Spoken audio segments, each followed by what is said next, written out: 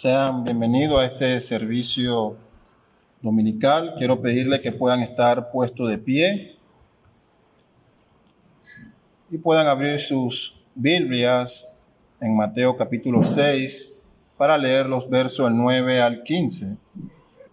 El sermón de hoy es titulado "Vosotros pues oraréis así", y va a estar basado en el verso 9, lo que comúnmente conocemos como la invocación del Padre Nuestro, y estará dividido en dos sesiones. La primera, que hablará sobre las objeciones que presentan las personas contra el Padre Nuestro, y la segunda, la primera enseñanza que se da en la invocación de esta oración.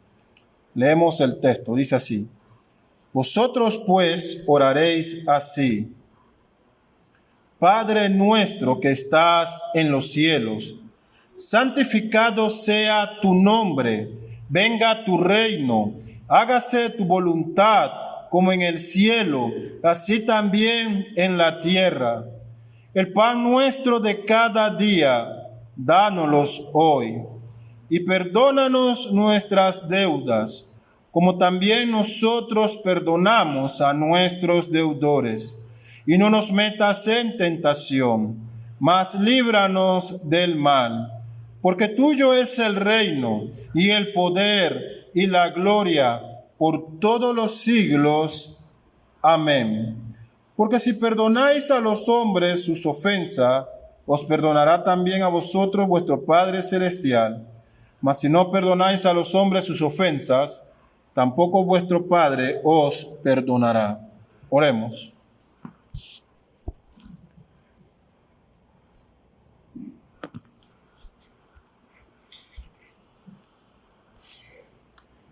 Padre nuestro que estás en el cielo, alabado y glorificado sea tu santo nombre. Digno eres de toda honra y de toda alabanza. Tú eres santo, oh Dios, eres inmutable, justo, fiel, eterno, omnipotente, omnisciente. Padre, eres amoroso, eres misericordioso y lleno de toda gracia e injusticia. Bendito sea tu nombre, oh Dios. Bendito sea el nombre de Jesús, tu santo Hijo, y de tu Espíritu Santo. Padre, como iglesia nos acercamos a ti a través de los méritos de tu Hijo Jesús, por medio del cual, Señor, tenemos acceso ante ti. Invocamos a tu Santo Espíritu, Padre, en esta tarde, para que esté con tu iglesia, Señor, guiándonos en esta oración, en cada palabra que elevamos a ti, Señor, y también bendiciendo y prosperando la exposición de tu santa palabra. Padre, transfórmanos con el poder de tu palabra, que tu Espíritu Santo, Señor, que tú has dado a tus hijos, esté con nosotros, dándonos sabiduría y entendimiento. Permíteme ser un mensajero fiel de tu palabra, y también, Señor, dale sabiduría y entendimiento a tu iglesia, para que reciba las verdades de tu palabra, la apliquen a sus vidas, Señor, y también la compartan con otros. Recibe toda la gloria en este momento, Padre. Te pedimos estas cosas en Cristo Jesús. Amén. Pueden tomar sus asientos, hermanos. Charles English, un reconocido evangelista del siglo XIX, relata el siguiente incidente en el cual él se vio envuelto y del cual tuvo conocimiento de esta historia. Él dice que cuando iba a América por primera vez 30 años atrás, iba cruzando el Atlántico con el capitán de un barco que era uno de los hombres más consagrados que él había conocido. Dice que cuando pasaban por las costas de Terranova, el capitán le dijo: Señor English, la última vez que pasé por esta área, hace 5 semanas, sucedió una de las cosas más extraordinarias que ha revolucionado completamente toda mi vida cristiana. El capitán siguió: hasta entonces había sido un cristiano como muchos, pero en esa ocasión teníamos a bordo de este barco a un hombre de Dios. Su nombre era George Mueller, de Bristol. Sigue el capitán: yo había estado en el puente 22 horas seguidas cuando alguien me sorprendió dándome unos golpecitos en el hombro. Era el reverendo George Mueller. Capitán, dijo Mueller, he venido a decirle que tengo que estar en Quebec, Canadá, el sábado en la tarde. Era miércoles. El capitán respondió: es imposible.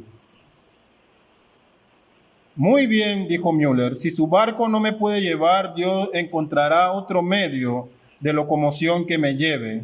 En 57 años, agregó Mueller, jamás he faltado a un compromiso al que Dios me ha llamado. Me gustaría ayudarle, agregó Mueller. El capitán le respondió: ¿cómo puede usted ayudarme? Mueller le dijo: bajemos a la cabina y oremos. El capitán le cuenta a Charles Inglis que miró a Mueller y en su mente pensó: ¿de qué asilo de locos habrá salido este hombre? Nunca he oído cosas semejantes. Y el capitán le dice a Mueller: ¿sabe usted la densa niebla que tenemos al frente que me hace imposible poder viajar a una velocidad mayor y que corremos el peligro de chocar contra otra embarcación o alguna otra cosa? Mueller respondió: no tengo idea de aquella niebla, porque mi vista no está puesta en esa densidad de la niebla, sino en el Dios viviente que controla cada circunstancia de mi vida. En ese instante, Mueller cayó de rodillas y oró una de las oraciones más simples. Yo pensé, dice el capitán, que esta oración era adecuada para un niño de escuela dominical, donde los niños tal vez tuvieran 8 o 9 años. Pero las palabras de Mueller fueron las siguientes: oh Señor, si está dentro de tu voluntad, quita esta niebla en estos 5 minutos. Tú sabes el compromiso que hiciste para mí en Quebec para el sábado. Yo creo que es tu voluntad. Amén.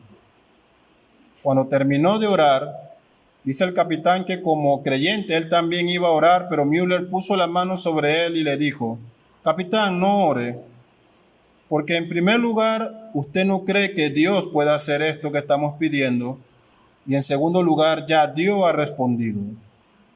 Lo miré, dice el capitán, y George Mueller dijo lo siguiente: capitán, he conocido a mi Señor por 57 años y no ha habido ni un día cuando no consiguiera una audiencia con el Rey de Reyes. Levántese, capitán, abra la puerta y verá que la niebla ha desaparecido. El capitán sigue contándole a Charles Inglis que en ese momento, incrédulo, se levantó y bajó y efectivamente, la niebla había desaparecido y el sábado en la tarde, George Mueller estaba en Quebec. Con este relato, hermanos, quiero introducirlos a este sermón que tiene como el propósito reflexionar en las palabras de nuestro Señor Jesucristo, en esta oración que Él hace y que como práctica esta iglesia ora cada domingo. Si usted recordará, el domingo pasado dijimos que la oración es un acto de devoción que se eleva a Dios, por medio del cual demostramos nuestra completa dependencia ante Él. Él es la fuente única y absoluta de toda bendición. No hay otra fuente, no hay otro medio. Él es absolutamente la fuente de bendición y providencia. Y que cuando oramos lo hacemos al Padre de toda misericordia y de gracia, confesando también que Él es el único que puede otorgar perdón y arrepentimiento para nosotros. También observamos el domingo pasado cuál era la forma errada de orar.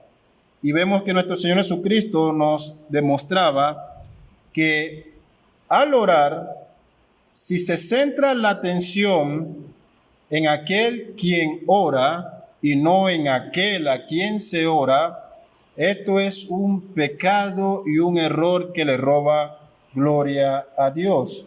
Decíamos también que no hay un poder en la oración.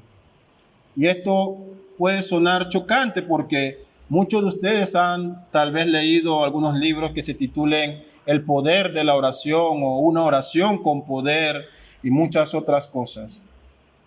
Debemos decir que si hay algo espiritual en la oración, es un recurso que Dios da a sus hijos para comunicarse por medio de la asistencia del Espíritu Santo. No es para el mundo, es para los hijos de Dios.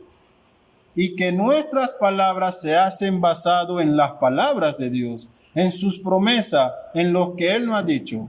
Y que oramos no en poder de la oración, sino que oramos al que tiene el poder de atender a nuestras oraciones.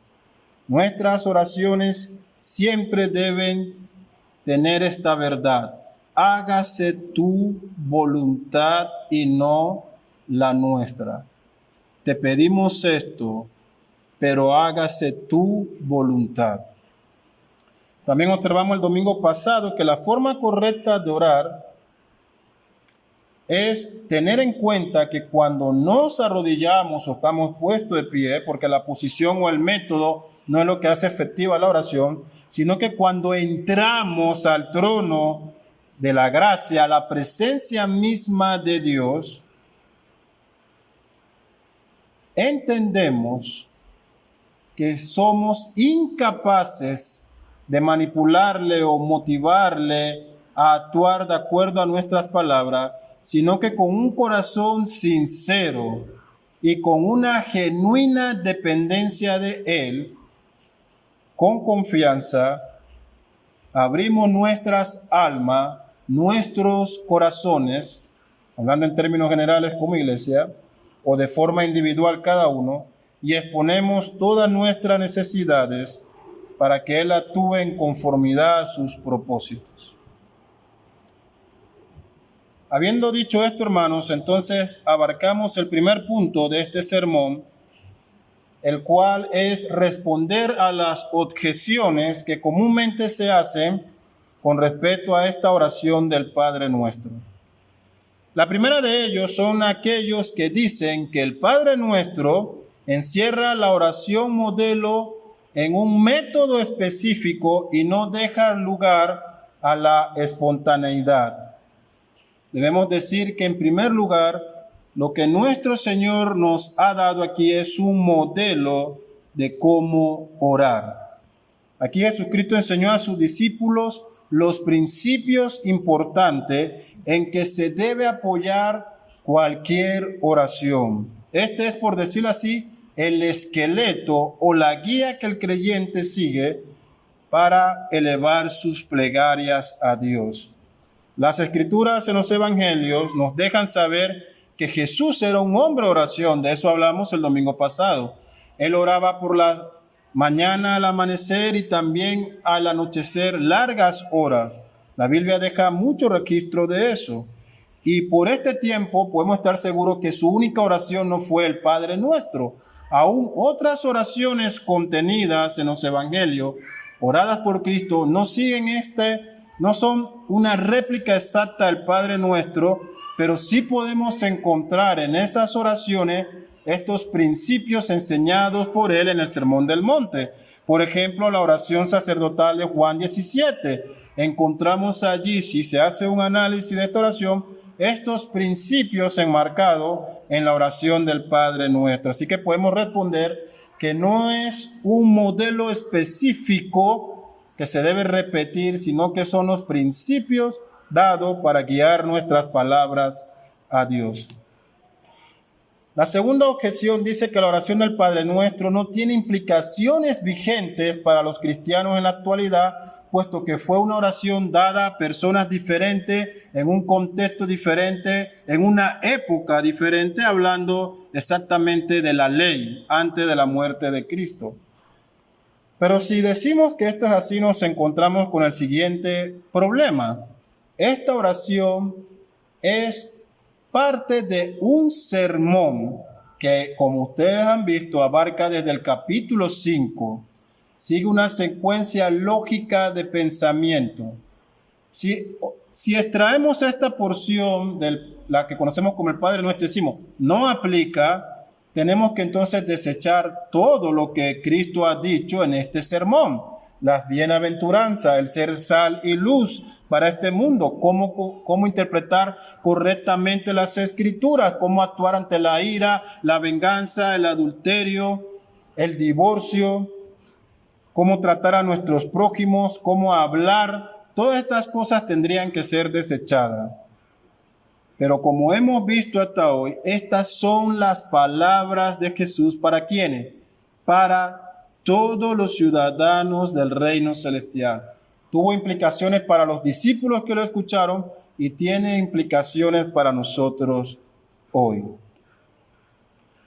Otros objetan que no se debe tener la oración del Padre Nuestro como parte del servicio de adoración pública, porque esto es hacer vanas repeticiones y Cristo condena esto. Debemos responder, hermano, que la historia cristiana muestra que la iglesia antigua ha usado el Padre Nuestro como parte de su liturgia en los servicios de adoración pública. Toda oración congregacional o privada debe ser hecha con un corazón sincero. Siempre mi ánimo es, no reciten el Padre Nuestro, no reciten la oración de confesión, órela con un corazón sincero, porque hay consecuencias por cada una de esas palabras. De eso lo miramos el domingo pasado. Pero se debe decir que aún en tu privacidad, tú puedes caer en este pecado de hacer repeticiones vanas y orar palabras sin sentidos. Es un asunto del corazón. Así que como puedes convertir una oración pública y congregacional en este pecado, de la misma manera puedes convertir tus oraciones privadas. La cuarta objeción es aquella de las personas que dicen que no se debe orar o practicar esta oración porque no se hace en el nombre de Cristo, y el Nuevo Testamento enseña que toda oración se debe hacer en el nombre de Cristo. La pregunta aquí es, ¿quién eleva esa oración? ¿Quién es el que está pronunciando estas palabras? Es el propio Jesús, el propio mediador entre Dios y los hombres. Él es quien da la instrucción. Se encuentra su nombre implícito con esta invocación, Padre Nuestro. ¿Quién podría acaso llamar a Dios así, sino el unigénito del Padre? Él dice, vosotros pues oraréis así. No se trata de las palabras de un profeta del pasado, de un rey de Israel, de un sacerdote de la tribu de Leví. No. Son las palabras del profeta y maestro de maestros, del supremo sacerdote por medio del cual tenemos acceso a Dios, y son las palabras del Rey de Reyes. Así que no tiene sentido esta objeción. Y la quinta es aquellos que dicen que la práctica de orar el Padre Nuestro pertenece a la Iglesia Católica Romana, y puesto que ellos hacen uso de esta oración, la Iglesia Evangélica Cristiana Bíblica no debería hacer lo mismo, porque esto sería imitarlos a ellos. Respondemos, hermanos, diciendo que la Iglesia Católica practica el bautismo, la Santa Cena, lo que ellos llaman Eucaristía. También cantan himnos, oran, leen la Biblia, usan el nombre de Jesús, de Dios y del Espíritu Santo, evangelizan. Tenemos que dejar de hacer esas cosas porque esta secta impía utiliza al Padre Nuestro en su liturgia. Muchas personas llegan a Balboa y tienen un choque cuando han estado acostumbrados a un tipo de culto y liturgia que generalmente no sigue un orden bíblico, y que se encuentran con la oración del Padre Nuestro y dicen, el sermón fue bíblico, los himnos fueron maravillosos, pero tienen esa oraciones que la Iglesia Católica hace. No son las oraciones de ningún papa, ni de un cardenal o sacerdote católico. es la oración de Jesús. Son las palabras de Cristo.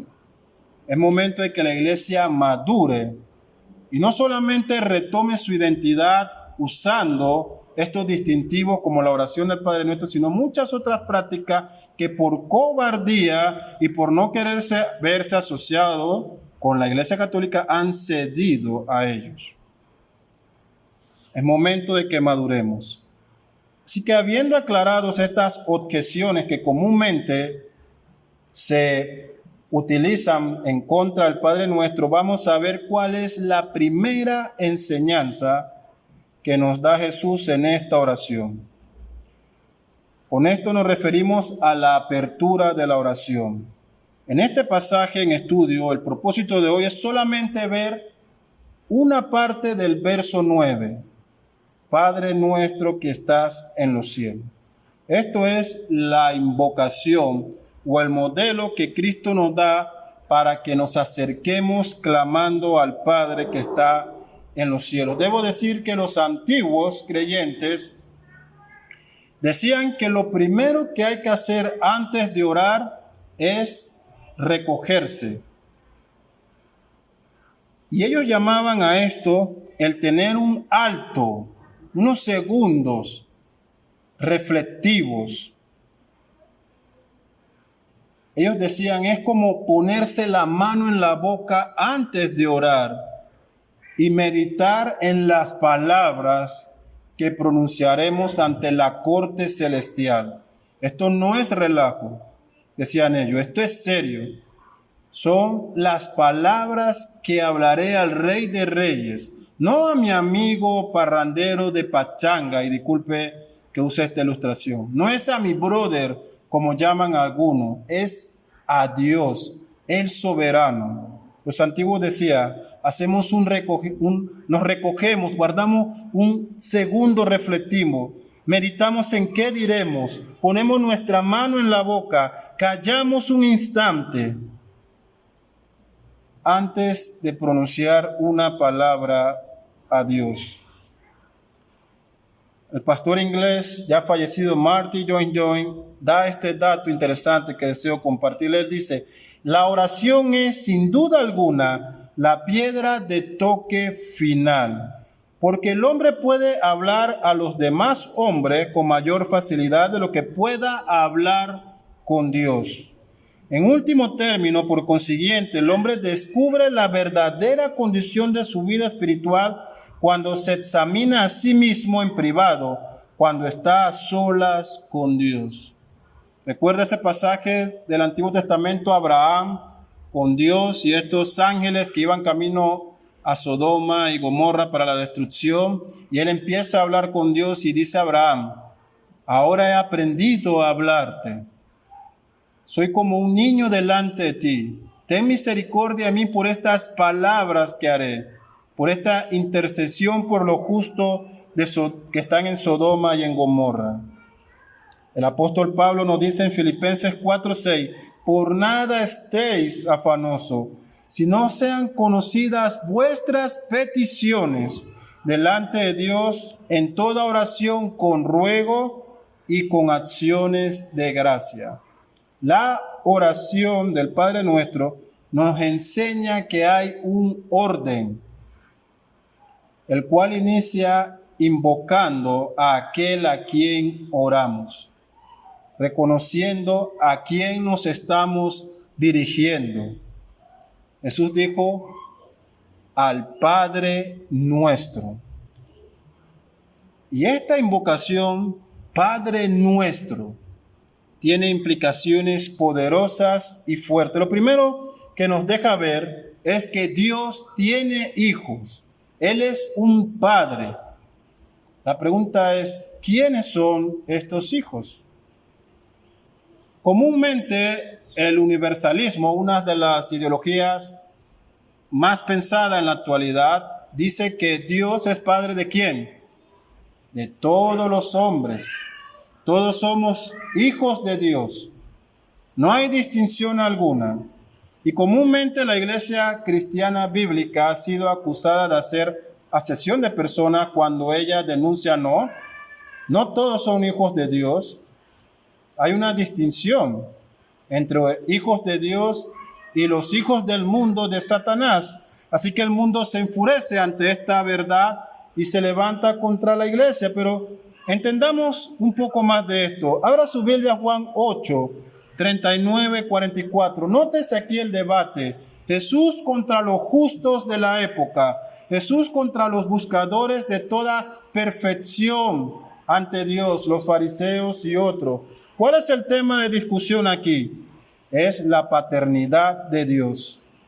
Respondiendo, Juan 8, 39 al 44, respondieron y le dijeron, nuestro padre es Abraham. Jesús les dijo, si fueses hijos de Abraham, las obras de Abraham harías. Pero ahora procuráis matarme a mí, hombre que os he hablado la verdad, la cual he oído de Dios. ¿No hizo esto Abraham? Vosotros hacéis las obras de vuestro padre.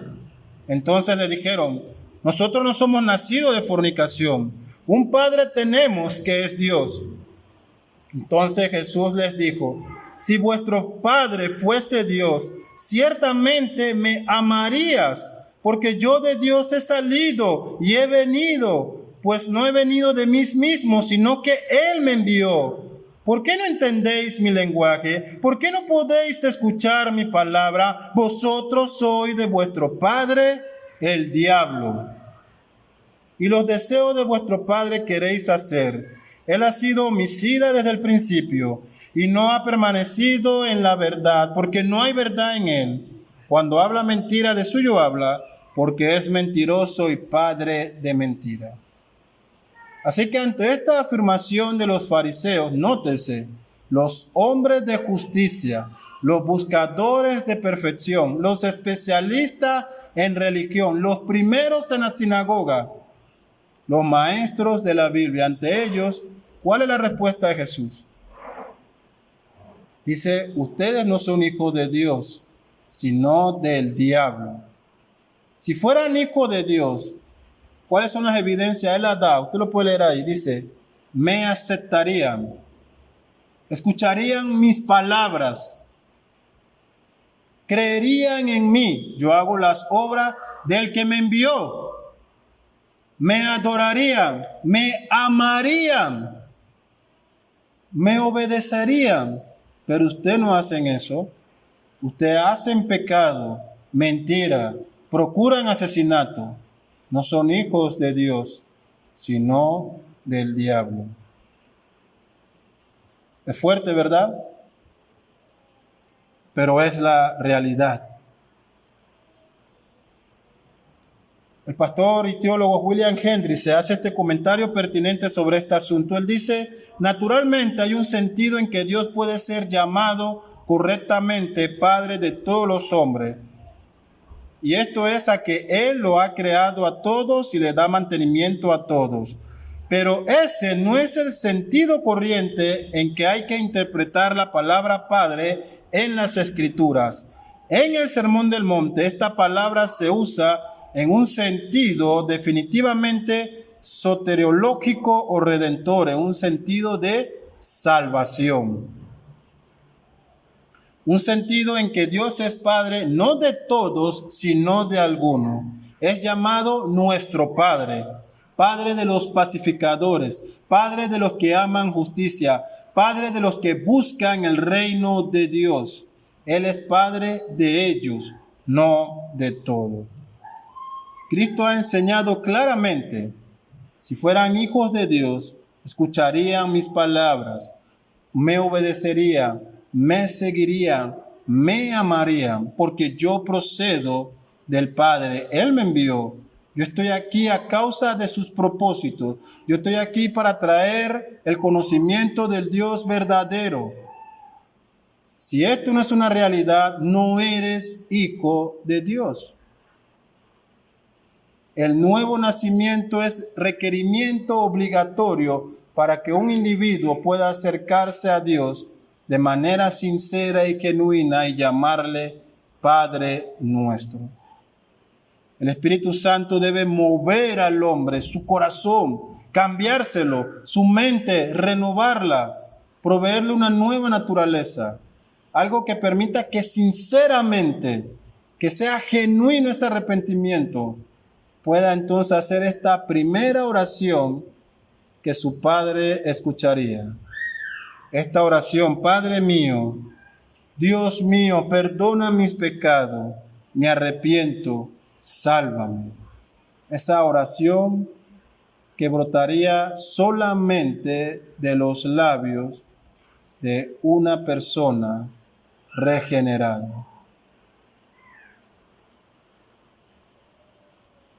Note ahí en Juan 8:47, ahí mismo, Jesús hablando dice: el que es de Dios, las palabras de Dios oye. Por esto no los oís vosotros, porque no sois de Dios.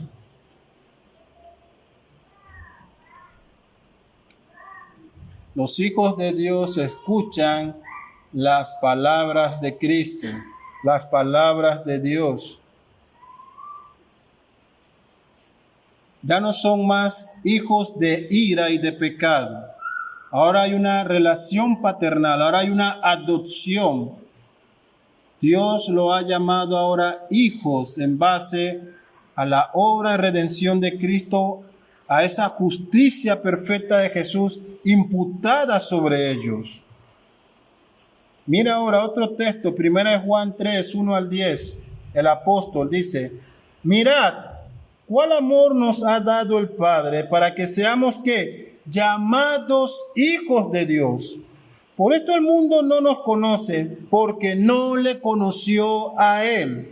Amados, ahora somos hijos de Dios y aún no se ha manifestado lo que hemos de ser, pero sabemos que cuando Él se manifieste seremos semejantes a Él, porque le veremos tal como Él es. Y todo aquel que tiene esta esperanza en Él se purifica a sí mismo, así como Él es puro.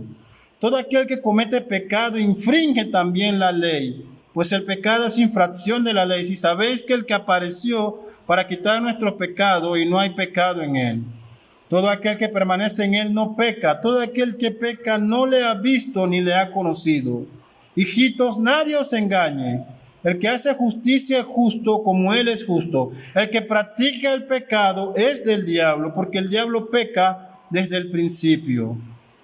Para esto apareció el Hijo de Dios, para deshacer las obras del diablo. Todo aquel que es nacido de Dios no practica el pecado, porque la simiente de Dios permanece en él y no puede pecar porque es nacido de Dios. En esto se manifiestan los hijos de Dios y los hijos del diablo. Todo aquel que no hace justicia y que no ama a su hermano no es de Dios. ¿Qué dice Juan aquí? Estos son los puntos principales. El primero es aclarar que esto no trata sobre la imposibilidad que tiene el creyente de no pecar, porque el propio texto nos deja ver que hay alguien, Cristo, que ha deshecho las obras de Satanás, nuestro abogado perfecto al que podemos ir en arrepentimiento. Pero lo que notamos aquí es que el amor de Dios, dice, en esto se ha manifestado el amor de Dios en hacernos sus hijos, en llamarnos sus hijos. ¿A quiénes? A quien Él ha conocido. Ahora bien, no se trata de un conocimiento intelectual. Sé quién es Andy, sé quién es Miguel, sé quién es José. No, sino en un sentido soteriológico. Te he salvado, te he conocido para salvarte y hacerte mi hijo.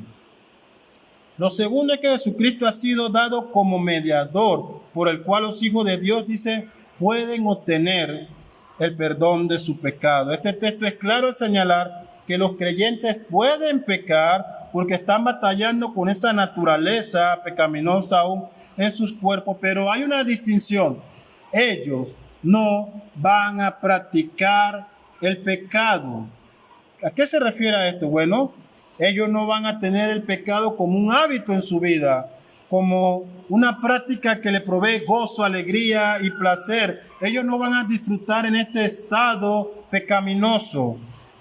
Ellos van a ser atormentados por sus pecados, dolidos por haber fallado a Dios, serán llevados por el Espíritu Santo al arrepentimiento, a distinción de aquellos que practican Los hijos del diablo, dice el texto, son aquellos que practican. No hay diferencia en ellos. No hay ningún remordimiento. Puede haber algo de culpa, pero siguen en ese pecado. Los hijos de Dios, por último, se diferencian de los hijos del diablo. ¿En qué forma? Dice, en esto se manifiestan los hijos de Dios y los hijos del diablo. Los hijos de Dios, dice, tienen una hambre y una sed de justicia por la palabra de Dios. Ellos desean sinceramente gastarse sus vidas buscando cumplir los estándares de Dios, sus mandamientos, sus palabras, sus promesas. Ellos gastan su vida en este estado de arrepentimiento, recapacitan de sus iniquidades, se duelen de su pecado, lloran por sus transgresiones ante Dios, buscan el arrepentimiento de forma genuina y sincera. Otro aspecto o enseñanza, hemos visto la primera, Padre Nuestro nos habla de la paternidad de Dios sobre los hijos a quienes Él ha conocido y adoptado. Otra enseñanza es que también nos habla de los atributos de Dios, en especial de este atributo de su inmanencia. La invocación del Padre Nuestro nos habla de esta paternidad de Dios, como ya dije, pero también esta invocación nos habla de este atributo. Dios es un ser inmanente, su inmanencia es una realidad. Él es nuestro Padre, pero también nos habla de su trascendencia, porque vamos a ver más adelante que dice nuestro Padre que está en los cielos. Así que para que usted tenga una idea de qué nos referimos cuando hablamos de la inmanencia de Dios, cito a continuación lo que Wayne Grudem comenta en su teología sistemática. Él dice lo siguiente: la trascendencia y la inmanencia de Dios se afirman juntas en un solo versículo cuando Pablo habla un solo Dios y Padre de todos, que está sobre todos y por medio de todos y en todos, en Efesios 4:6. El hecho de que la creación es una cosa y Dios es otra, y sin embargo la creación siempre depende de Dios. Inmanencia, Él está en contacto con sus criaturas, Él está presente con sus hijos, Él está cercano a ellos. Él no es el Dios griego del Olimpo al que nadie podía accesar. Él hasta descendido para hacernos sus hijos. Él es inmanente con los suyos y aún con su creación.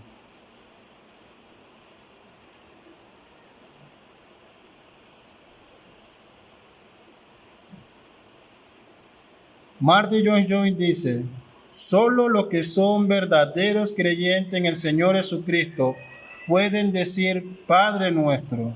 Solo aquellos a quienes se aplica la bienaventuranza pueden decir con confianza Padre nuestro. Vemos que Dios es un ser personal. Él es inmanente, está cerca de nosotros, está interesado en tus necesidades. Él provee consuelo cuando estás triste, cuando pasas por dolor, cuando afrontas una situación de pérdida de un ser querido o de algo que te lastima. Pero también Él está presente cuando tienes gozo y alegría. Él provee esas bendiciones, como también provee estos valles de sombra de muerte para formar nuestros caracteres. Él está presente porque es un Dios amoroso, es nuestro Padre.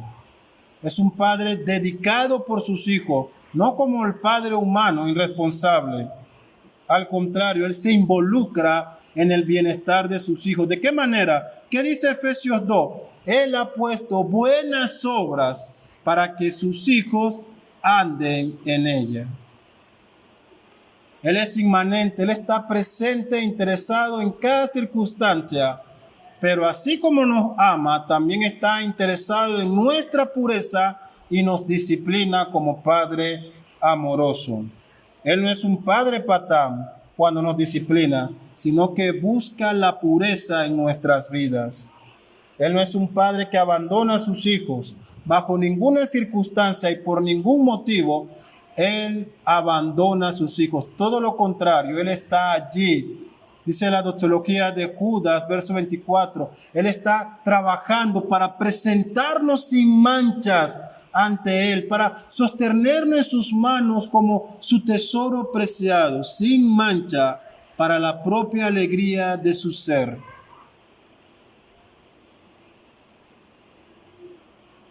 Vemos la segunda parte ahora de esta invocación. Padre nuestro que estás en los cielos.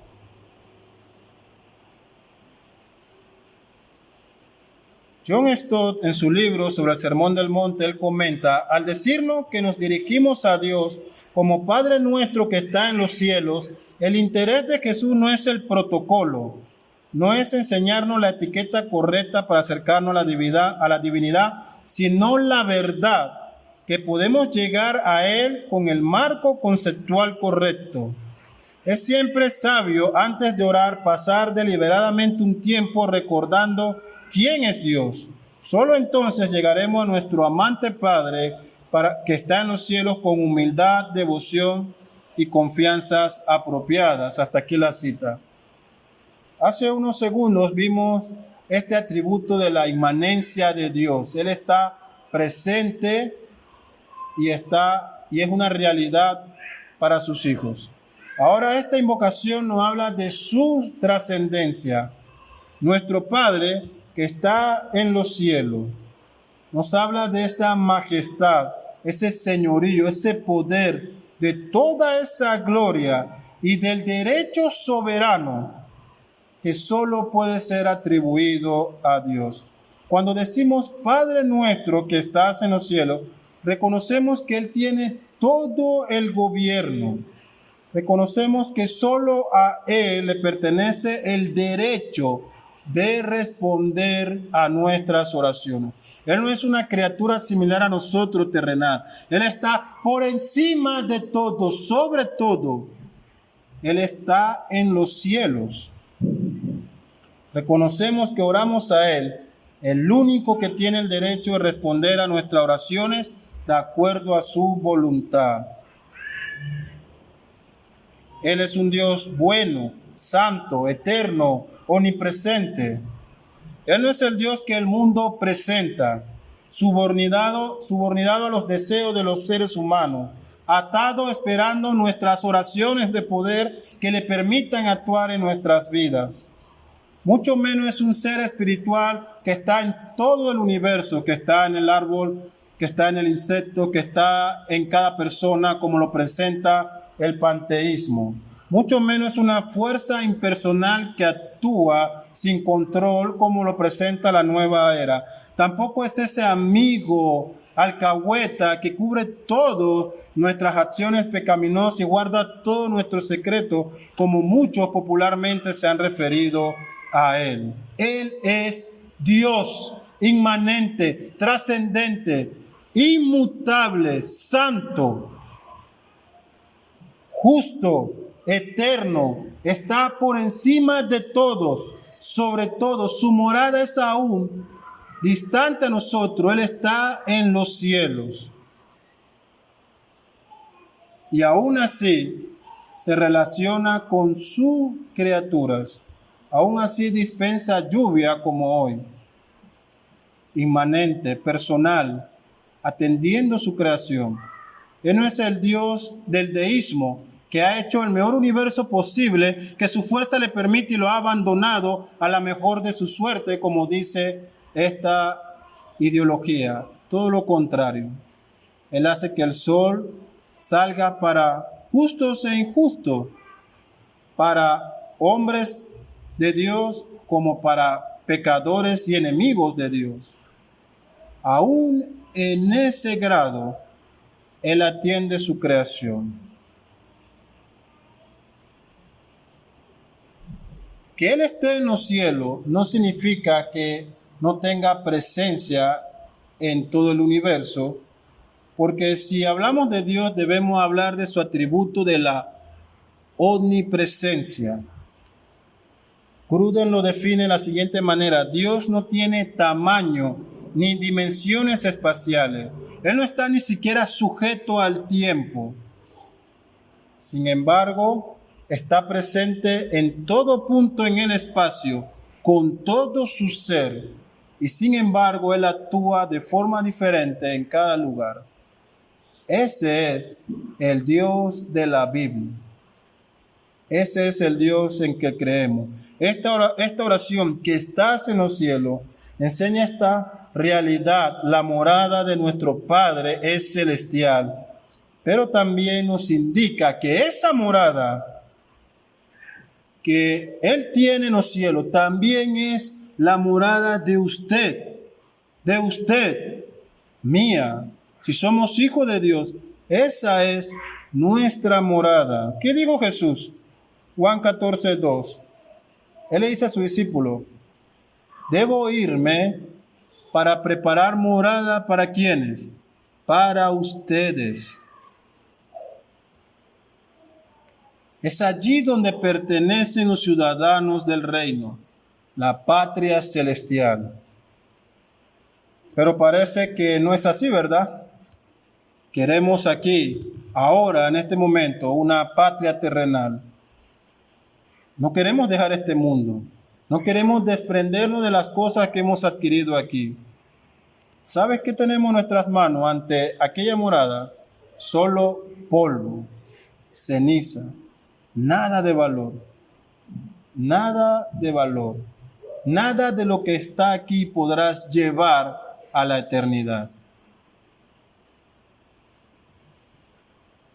Qué contradicción contra esta ideología materialista que aún muchos creyentes tienen como cosmovisión en sus vidas. Es mi deseo de que tú de verdad tengas esta pasión de estar con Él en su morada celestial, de estar con Él en el cielo. Este deseo, hermanos, es una evidencia de que si eres hijo de Dios o no. Los hijos del diablo no piensan en lo celestial.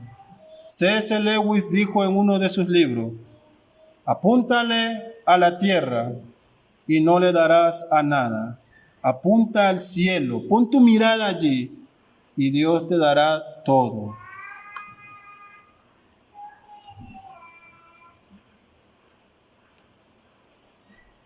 Esta invocación, Padre nuestro que estás en los cielos, hermano, nos habla de un Dios trascendente, por encima de su creación, distinto de ella. Esto niega, como ya dije, la enseñanza panteísta, de que el universo y Dios es uno solo y que está en todo. También niega esta enseñanza dualista de que hay dos fuerzas eternas, Dios y el universo, que actúan paralelamente. Eso no es así. Todo lo creado depende de la única realidad eterna, Dios.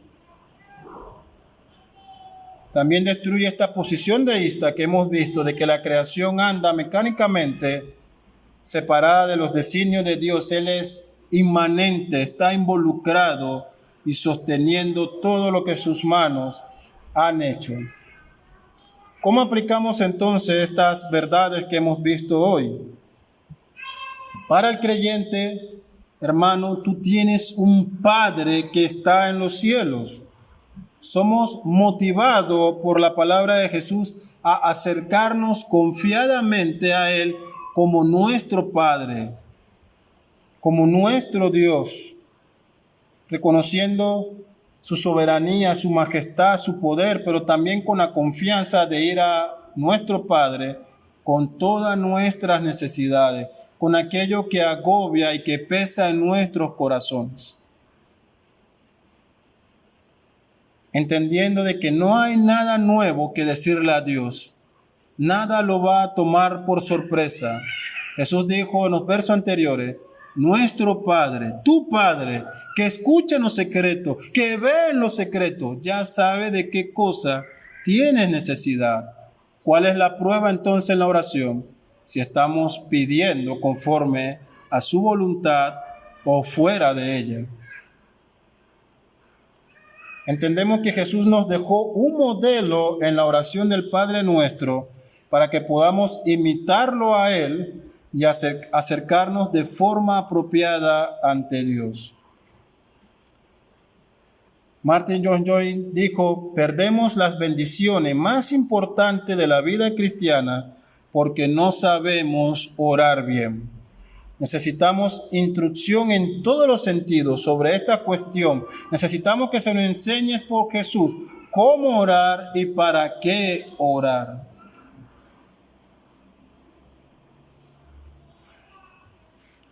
Y para ti, amigo o amiga que hoy me escuchas y que aún no has ido a Dios en arrepentimiento, solo hay una pregunta que hacerte.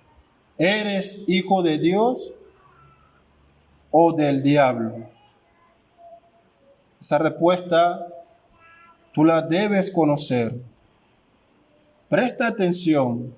Los hijos de Dios, aquellos que escuchan la voz de Cristo, que atienden a la palabra de Dios, que le obedecen, que le aman, que le siguen, son hijos de Dios.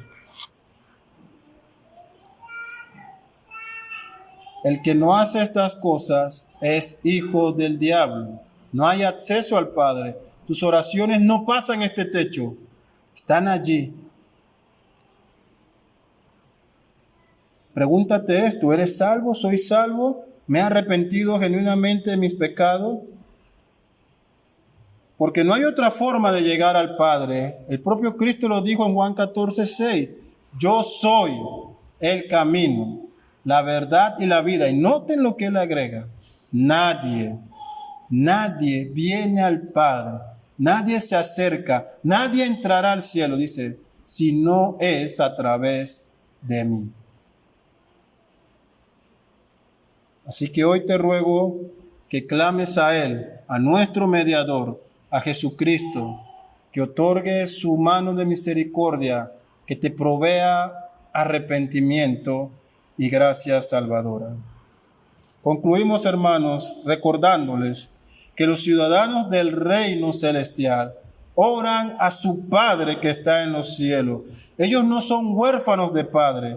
Todo lo contrario, ellos han nacido de nuevo, han sido adoptados. Habían nacido naturalmente hijos de ira, pero por la obra de Cristo han sido adoptados y hechos hijos de Dios. Ese título, hijos de Dios, no es cualquier cosa.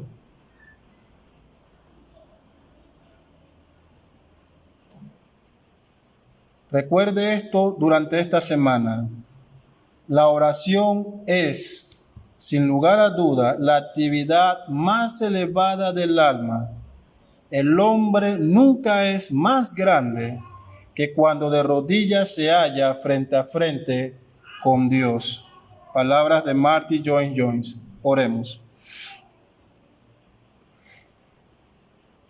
Oh Padre nuestro que estás en los cielos, cuán grande es tu nombre en toda la tierra. Somos amonestados, Señor, por tu palabra, porque ella revela la dureza de nuestros corazones. Perdónanos por todas aquellas oraciones que hemos elevado a ti de forma errada y pecaminosa. Perdónanos por no acercarnos de forma apropiada ante ti, por ir con nuestra lista de deseos, Señor. Reconocemos aún nuestra incapacidad cuando oramos, por eso clamamos a ti, Padre, Padre nuestro, para que otorgues la guía de tu Espíritu Santo, para que vivifiques la mente y los corazones de hoy tu iglesia que está aquí, y de todos aquellos que escuchen este sermón y tus palabras, Padre. Que haya una realidad de lo eterno en nuestra mente, en nuestros corazones y en nuestros ojos, Padre, para que nuestra mirada esté puesta en lo celestial, en todas esas promesas y recompensas que tú has prometido para tus hijos, Señor. Deseamos tu pronto regreso por tu iglesia, Padre. Mientras eso ocurre, Señor, te pedimos que nos sostengas con tu mano poderosa para que podamos vivir en esta vida cristiana de una forma que glorifique tu nombre, Padre. Oramos estas cosas en Cristo Jesús, tu Hijo. Amén.